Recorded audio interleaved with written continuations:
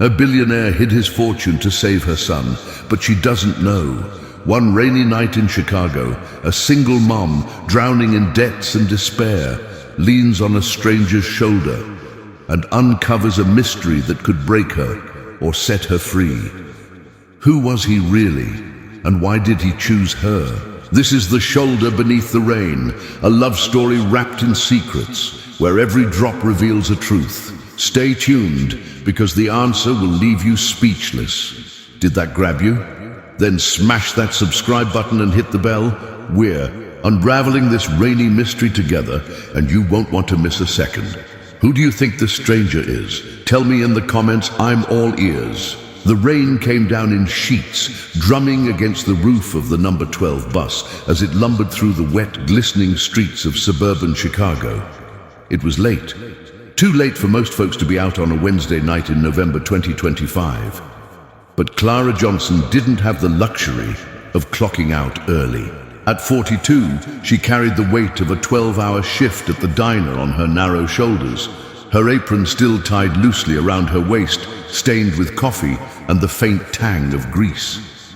She slumped into a seat near the back, her hazel eyes heavy with exhaustion, her chestnut hair damp and clinging to her forehead. The bus was nearly empty, save for a few stragglers wrapped in their own worlds, and for that, Clara was grateful.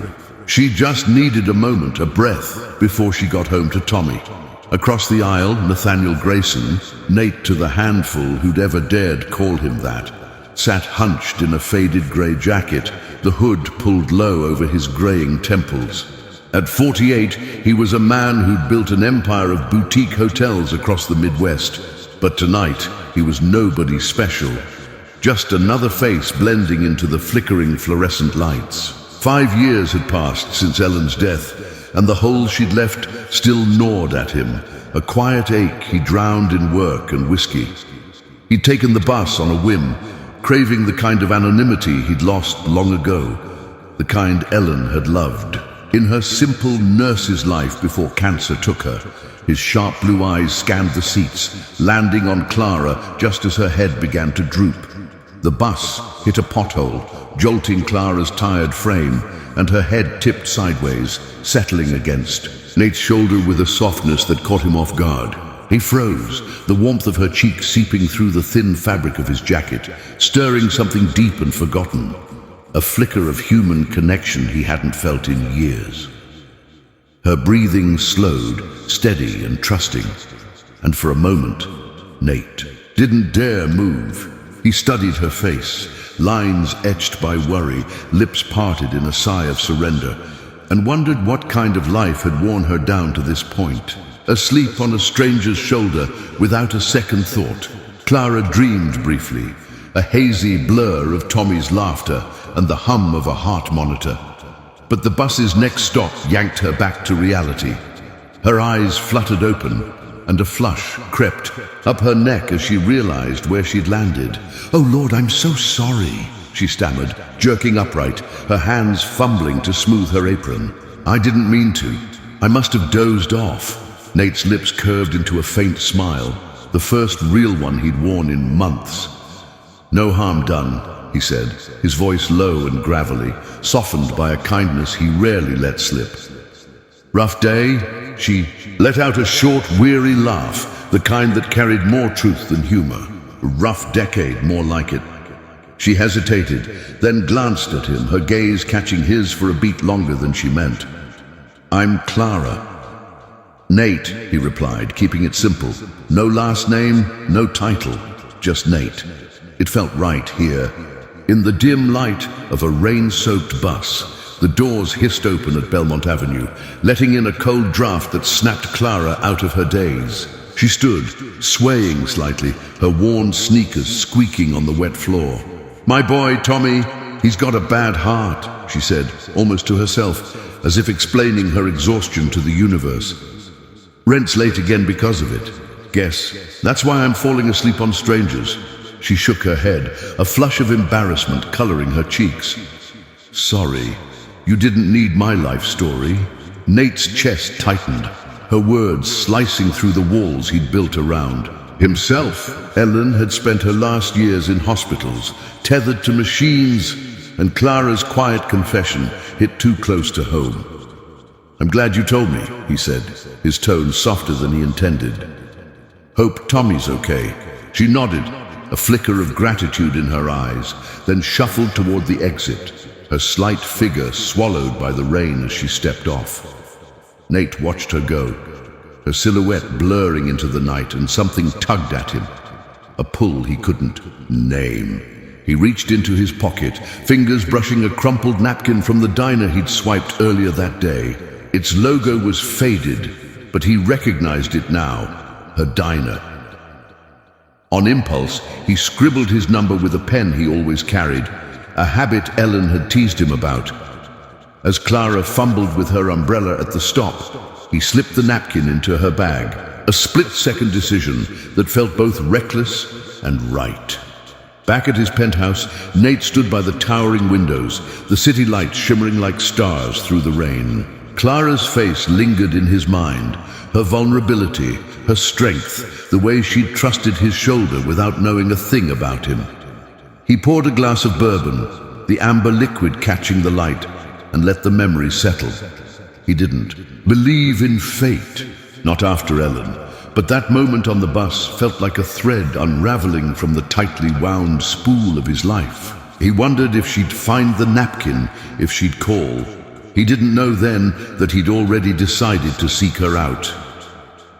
Clara trudged up the creaking stairs to her third-floor walk-up, the napkin unnoticed in her bag, buried under a tangle of receipts and a half-eaten granola bar.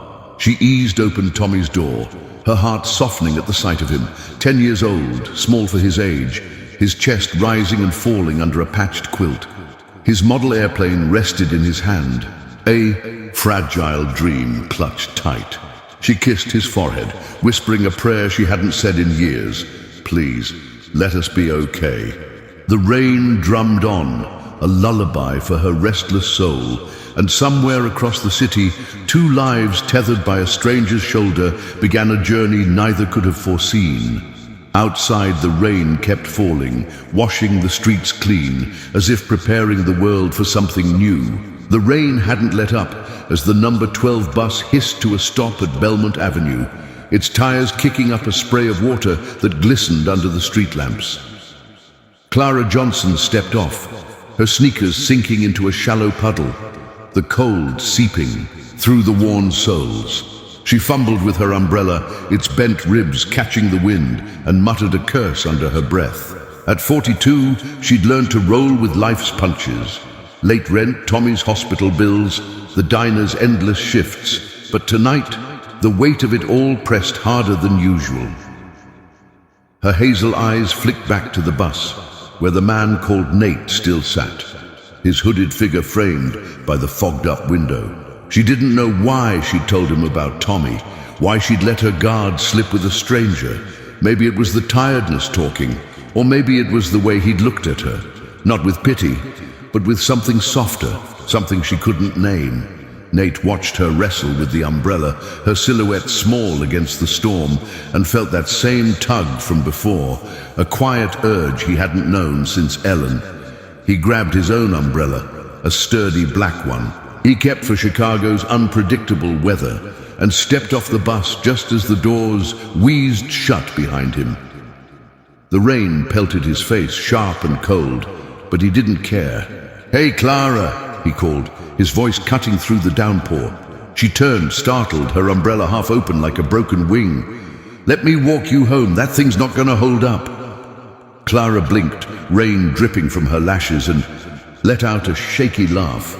"You don't have to do that. I'm just a block away." But the wind snatched her words, and her umbrella flipped inside out with a snap, leaving her drenched and defenseless. Nate stepped closer, raising his umbrella. Over them both, the canopy shielding her from the worst of the storm. "Come on," he said, his tone gentle but firm. "One block's not gonna kill me." She hesitated, then nodded, falling into step beside him. The street lamp cast a golden glow over them, turning the rain into a curtain of shimmering threads. They walked in silence at first, the patter of water on the umbrella filling the space between them. Clara clutched her bag tighter, unaware of the napkin Nate had slipped inside, his number scrawled in hasty ink. "Thanks," she said finally, her voice barely above the rain. "Most folks wouldn't bother." Nate shrugged, his shoulder brushing hers as they navigated a cracked sidewalk. "Most folks don't get how heavy a night like this can feel." He paused, then added, "You said Tommy's got a bad heart. That's a lot to carry." Clara's breath hitched, surprised he'd remembered. She glanced at him, his face half shadowed under the hood, and saw no judgment, just a quiet curiosity that made her feel seen. "Yeah," she said, her words slow, deliberate. "Born with it. Congenital defect, they call it. Doctors say he needs surgery, but the bills..." She trailed off, shaking her head. "I'm sorry, I don't usually unload like this. Guess I'm more tired than I thought." "Don't apologize," Nate said, his voice steady, grounding. "I get it. Lost my wife to cancer 5 years back. Hospital stays, machines beeping all night. It wears you down in ways you don't expect." He hadn't meant to say it, hadn't planned to crack open that part of himself, but the words spilled out, raw and unpolished.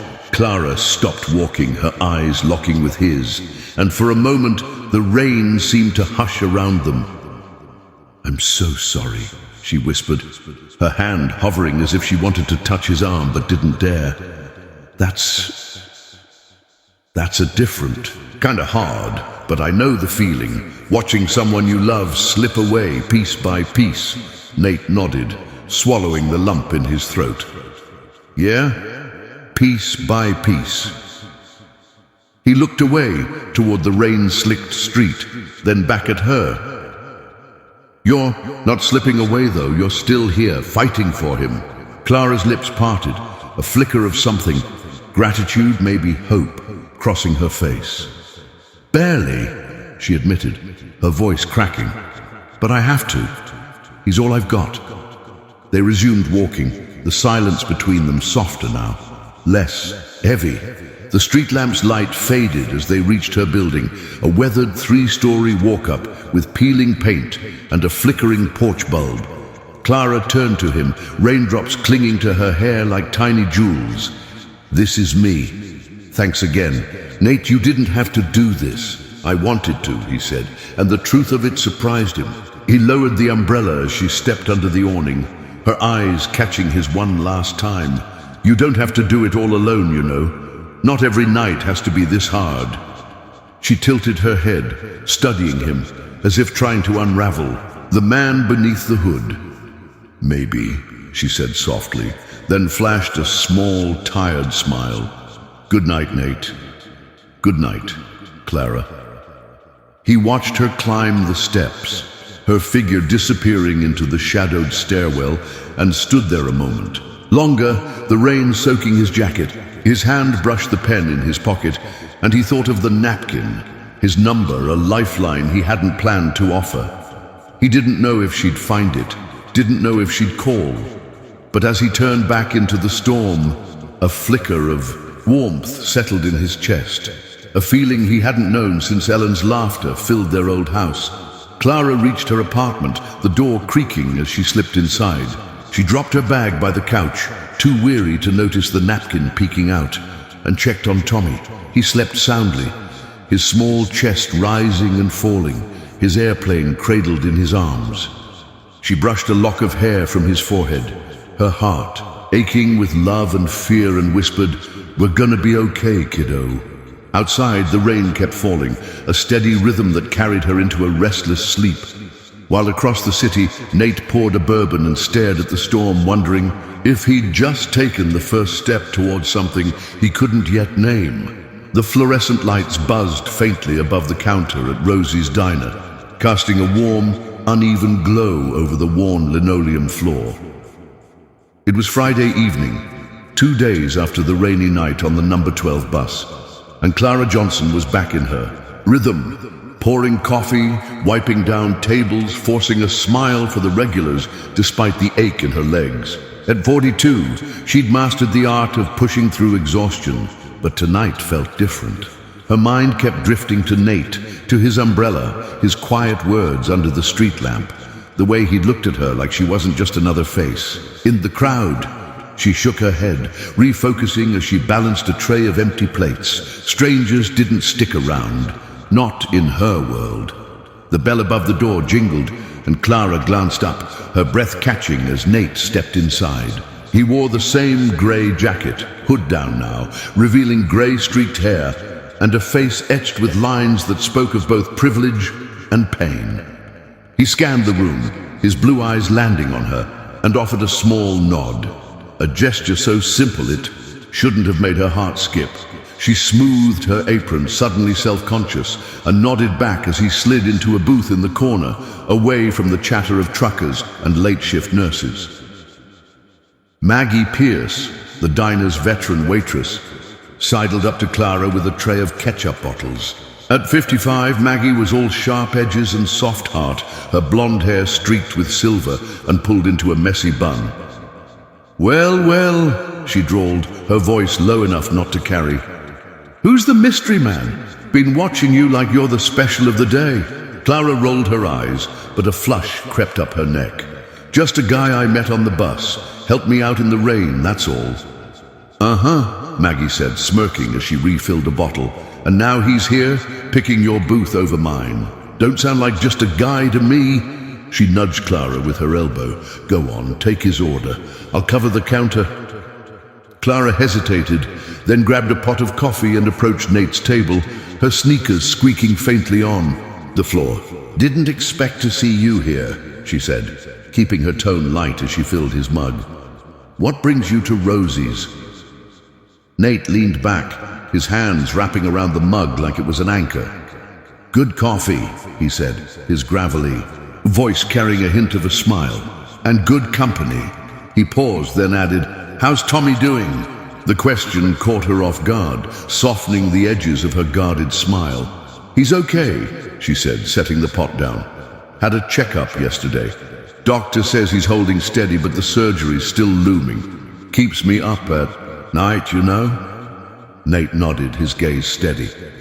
"I know." He didn't elaborate, but the weight in his eyes told her he did, more than most. "You're a hell of a mom, Clara. Not everyone could keep going like you do." Her throat tightened, and she looked away, fussing with a napkin holder to hide the sudden sting of tears. "I don't feel like it most days," she admitted, her voice barely above a whisper. "But thanks, means something hearing that." He sipped his coffee, letting the silence settle, comfortable and unforced. Over the next hour, he became a fixture, a quiet presence as the diner ebbed and flowed around them. Clara found herself drifting back to his table between orders, their conversation short but easy, the rain that wouldn't quit, the best pie on the menu. She swore by cherry, he argued for pecan, the way Tommy loved building model planes. Each exchange chipped away at the walls she'd built, and she couldn't quite figure out why she let it happen. Maggie watched from the counter, her eagle eyes missing nothing. "He's smitten," she declared later as they scrubbed dishes in the back. "Comes in here, sits for an hour with one coffee just to talk to you. That's not casual, hun." Clara laughed, flicking suds at her. "You're imagining things. He's just nice, probably lonely or something." "Lonely don't look at you like you hung the moon," Maggie shot back, grinning.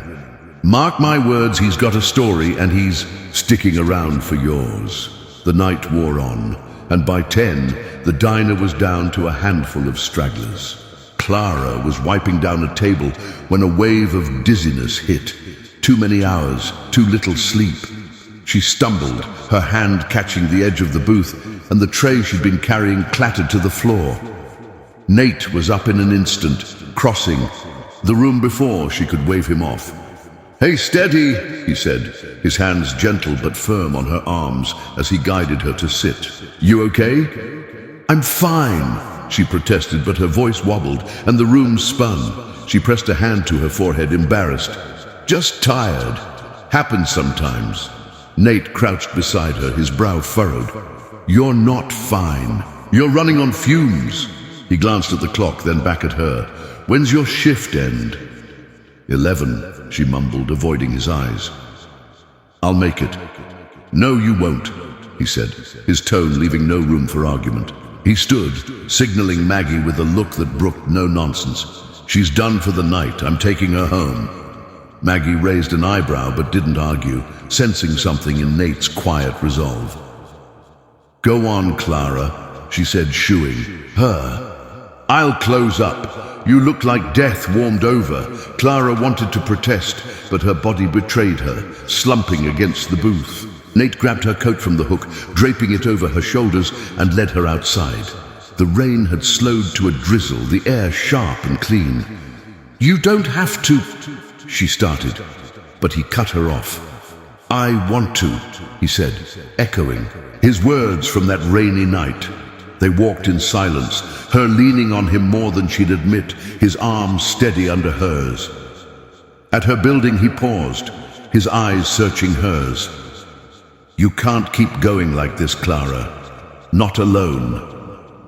She swallowed, the weight of his words sinking in. "I don't have a choice," she whispered. But even as she said it, she wondered if maybe, just maybe, he was offering one. Back at his penthouse, Nate sat by the window, the city lights blurring into the night. Clara's stumble replayed. In his mind, her fragility and strength twisting something inside him. He thought of Ellen, of how she'd pushed through her own exhaustion to care for others, and knew he couldn't walk away. Not from this, not from her. In that moment, he made a decision, one that would change everything. The sterile scent of antiseptic hung heavy in the air at Chicago Children's Hospital, a place Clara Johnson knew too well. It was Tuesday morning, a week after Nate had walked her home from the diner, and she sat in a stiff plastic chair in the cardiology wing, her hands twisting a frayed tissue. At 42, she'd faced countless moments like this, waiting for test results, praying for good news about Tommy's heart. But today felt different. Her hazel eyes darted to her son, perched on the exam table in a too-big gown, his thin legs swinging as he fiddled with a model airplane. 10 years old and wise beyond his years, Tommy flashed her a grin that made her chest ache.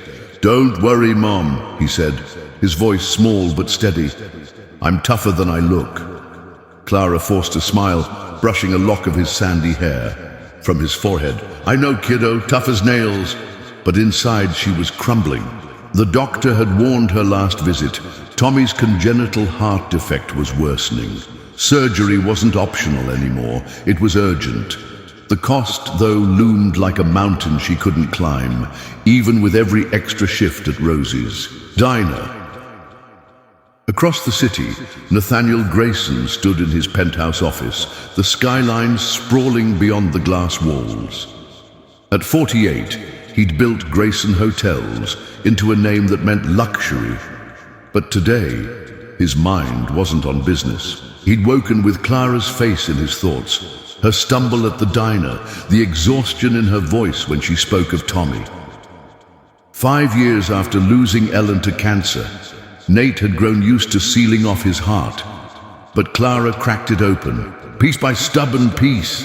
He paced, his polished shoes silent on the carpet, then stopped at his desk and picked up the phone.